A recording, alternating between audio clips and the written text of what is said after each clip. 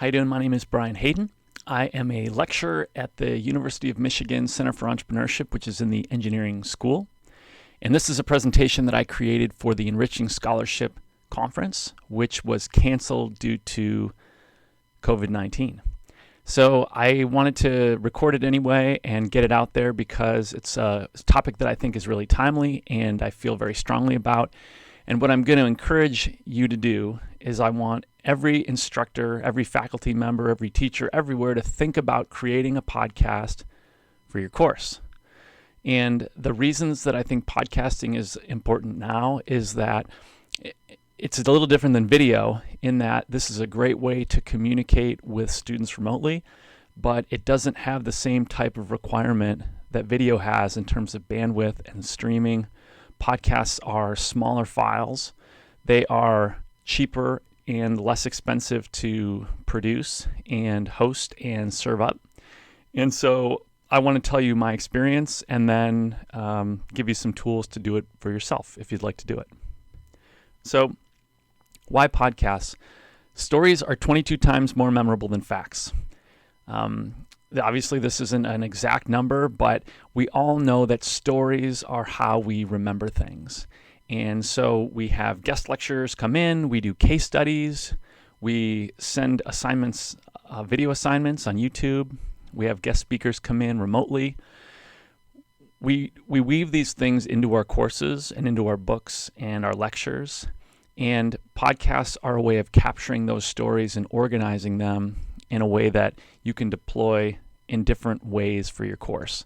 And what you're shooting for is constructive alignment. That's when all the lessons and the homework and the content point toward the same knowledge and skills. And what I'm showing you here is I did my first season of a podcast, and I took all 13 sessions of my course, talked about the learning objective and the lesson for each, and then I found a guest who could tell a story that illustrated that point. I had just a very simple spreadsheet that allowed me to kind of work through the process of collecting those stories, editing them, organizing them, and producing them. And the steps that I went through were, one, I recorded. I bought some of my own gear. I used a grant through CRLT at U of M. But the gear that I bought was $750. You could do it for a lot less. I bought some pretty nice gear. Audio equipment in general is very inexpensive. You can even do it really just with your cell phone. I used the resources at the Duderstadt Groundworks and the Shapiro Design Lab.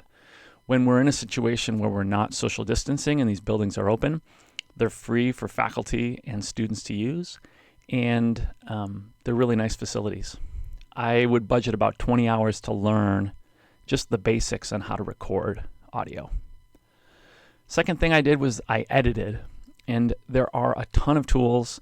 These are the two that I used. I used Descript, which is a service that you can use to transcribe audio into text, and you can do some very basic editing there. You can filter out words like filler words automatically. And then I would take those files and edit them more on a more granular level in Logic Pro. And Logic Pro costs $199, I think. There are many free tools you can use to edit audio, and you can actually do all your editing into Script if you'd like. So these are the two that I chose. There are many more.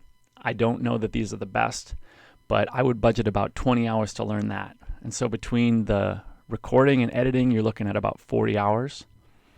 And then what you do is you publish and distribute your podcast. You host it in one place. I host mine on Blueberry. I found that it's a nice WordPress plugin that I can use, but you don't need to host it there. There are free hosting sites that you can just Google it.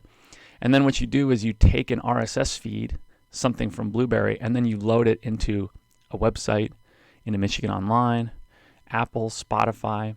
And so you're hosting it in one place, and then you're distributing it via an RSS feed everywhere else. The next step is integrating with the course. I'm still learning how to do this. I use Canvas for reflection assignments, and CRLT has been a nice resource for me on my residential course for consulting on how to integrate it with my course. how to weave it into course discussions and broader course assignments. And then I'm beginning to work with Academic Innovation to sort of reach out to the global learning community and find a way to make it useful for them. The results have been, for me, pretty dramatic, and it's like a snowball where the benefits continue to accrue the longer you do it. The course itself has a lower cost for the students. There are no books they have to go buy anymore. The students have been happier. I've gotten a lot of positive comments on, and I've noticed anecdotally the better discussions we're having in class, and I think in some ways you feel a connection to someone whose voice you're listening to over and over, and I think that the students feel better connected to me as an instructor as a result of instead of reading in a book about it, they're hearing my voice and me talking to people outside the classroom. And I think we're having a bigger impact. It's not like I'm taking over the world, but in the first 4 months, there were 1,500 unique listeners to the podcast. And so maybe 150 of those were my students, but it's reaching a bigger audience. And I think that is exciting for me as a teacher. Podcasts are easy and fun to make. In addition to the impact that they have on the students, I have been just loving the way that hosting podcasts and the conversations I'm having with other people, just the types of relationships I'm building, and that's a big reason why I teach in the first place. Here at U of M, we have really high rankings for a lot of things. I'd like to encourage us to rank number 1 in storytelling, and my call to arms is that we should all be having podcasts. We should be connecting with people in different ways, especially in a moment where we can't be together in the same room. Podcasts are a great tool. I encourage you to try it out, and I hope you're not feeling intimidated by it. If I can be helpful for you, I've got my email address here. You can reach out that way through LinkedIn. My website is findingyourventure.com, and if I can help you get started telling your story, I would love to do that too. Thank you.